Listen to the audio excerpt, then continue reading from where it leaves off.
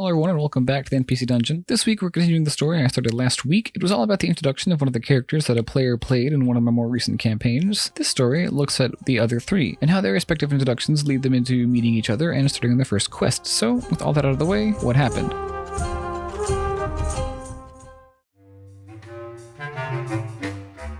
We begin, believe it or not, with a Kitsune rogue cleric named Alice, a character just as interesting as she sounds. By the way, I had these players, like I said last week, start out at level 10, hence why this player was able to play a rogue cleric. Anyway, she found herself in the town of 9 Trees at the Drunken Dretch Tavern looking for a good drink. While there, she heard talk of a circus that had recently stopped outside of town. Patrons of the bar apparently had mixed feelings about it. Some liked their individuality, while others called them downright demonic. But my player wasn't interested in the circus. No, their character looked across the room, and her eyes rested on an individual she recognized, a human, a young woman what appeared to be her late teens, early 20s, with long blonde hair, sitting alone with eyes glued to a book. Alice decided to take a look around before approaching, but in this brief moment of distraction, the girl vanished. Leaving the bar to give chase, the trail soon went cold, replaced by a scream and a winged figure flying high above. Deciding that self-preservation was more important than curiosity, Alice turned tail and left, looking for a lodging before coming across an old gnome who rented out the top room of his very clock tower-like abode, comprised more of gears it seemed than walls, and he was apparently working on a prop for one of the performers of the nearby circus, one Zunzanok the Defiant. But when Alice wasn't interested, he simply gave her a ticket to one of the attractions, something called Ogthal's Cave of Mysterious Wonders, whatever that was, saying that he got it for himself but wouldn't have time to check it out. The next morning, she went on her way, deciding to check out the circus on her way out of town. Meanwhile, another one of my players, an angel paladin named Seraphina, was helping the local guard track down a serial killer who had recently made 9 Trees their target. Their most recent victim had just fallen, and Seraphina and the guard had just arrived on the scene to see a young woman in her late teens, early 20s, with long blonde hair lying dead on the sidewalk. But this crime didn't match the more recent murders. Previous victims had slash wounds and heavy boot prints were found leading the scene of the crime. This time, the victim had only blunt trauma, and there were no such prints. The one leading the investigation, a cartoonishly stereotypical detective imp in a full trench coat, dark fedora, and even smoking a pipe, approached Seraphina, and the two discussed the details until he told her that he suspected the local circus, and asked her to go check it out. In the process, he gave her a ticket to something called Ogthal's Cave of Mysterious Wonders. She agreed, and the next day headed out for the circus. At about the same time that she was leaving for the circus the next day, our final player, a 4-foot humanoid mushroom sorcerer warlock, had just finished a long journey back to the wizard she was training under, one Verpers Galfo, a furbolg with eccentric hair and a long unkempt beard. His next assignment for her was to travel to an old cave just outside of a small town called 9 Trees. There was a monster inside, a giant spider according to him, but she was suspicious. She knew his methods and had seen him be less than truthful before. After asking him why and getting the usual unsatisfactory answer, "I just don't like spiders," she narrowed her eyes and leveled a surprisingly intimidating gaze on him until he admitted that he recently explored this cave but left an item behind, so to be truthful, he lost it, and he needed her to return it, an old gemstone of great power. There's also a strange creature, half dinosaur, half insect, that he needed her to find, one of his old experiments that he had recently been calling Subject 66. Yep, that's what my player who played the B-Rex decided to name himself, and if you're wondering, yes, it is absolutely a Star Wars reference. But anyway, before she could even say as much as goodbye, he promptly teleported her away with a ticket in her pocket, Ogthal's Cave of Mysterious Wonders at the circus, as you might have guessed. Upon arrival, the sights of the circus greeted her. Horned devils juggled for crowds of people's amusement. Small, impish individuals swung back and forth from dizzying heights upon trapeze. Giant, fiendish figures lifted heavyweights high above their heads. And there was even a several-armed serpentine fortune teller. But our friend wasn't interested in any of those. In fact, she noticed a rather large angel walking in the same direction she was traveling in. Understandably suspicious, she turned on Seraphina and drew her knife. But this naive angel was all smiles, and this only served to infuriate our mushroom companion even more. It wasn't long until a fight broke out, but Seraphina just saw it as a friendly greeting and was confused when the mushroom shoveled away after losing the duel. And Alice just simply watched on as they all showed up at the same platform next to the same wagon, a carriage with a giant banner next to it labeled Ogthal's Cave of Mysterious Wonders, offering to take people to a nearby cave and view the ancient wonders inside. And Alice chuckled, practically watching the steam evaporate off of the mushroom of the party, as she realized there was no escaping the angel now, was there? But she had an entirely new reason to stay, as a half-dinosaur, half-bee creature hovered in the distance. That was Subject 66. The three loaded onto the wagon before the B-Rex had time to get there, but he wasn't interested in the wagon. After his last encounter with impish-like creatures, his eyes were peeled for them, and looking at the wagon the other players were in, he found a lone imp driving it. The infamous Ogthal was an imp. Flying into a frenzy, the B-Rex swooped in to attack the imp, which has to be one of the most amazing sentences I've ever said. But after a round of combat, the imp steered the carriage off the track and toward a tree before leaping away, saying, "I don't get paid enough for this," and transformed into a bat, flying away. My players were left to their own devices to deal with this on their own, but the kitsune was already gone. Alice had climbed underneath the wagon and began hacking away at the axle holding the wheels together underneath. The wagon flipped and rolled as my players spilled out and found themselves stranded together in the middle of the dead halt. And that is where we're going to end this week's story. Thanks for listening, and I hope you enjoyed it. Feel free to check out this week's other video. It's all about the all-important epilogue session, and come back next week where I'll talk a little bit about how to begin campaigns and take a break from this current story and talk about the beginning of another campaign that I recently ran. So until next time, let's learn something.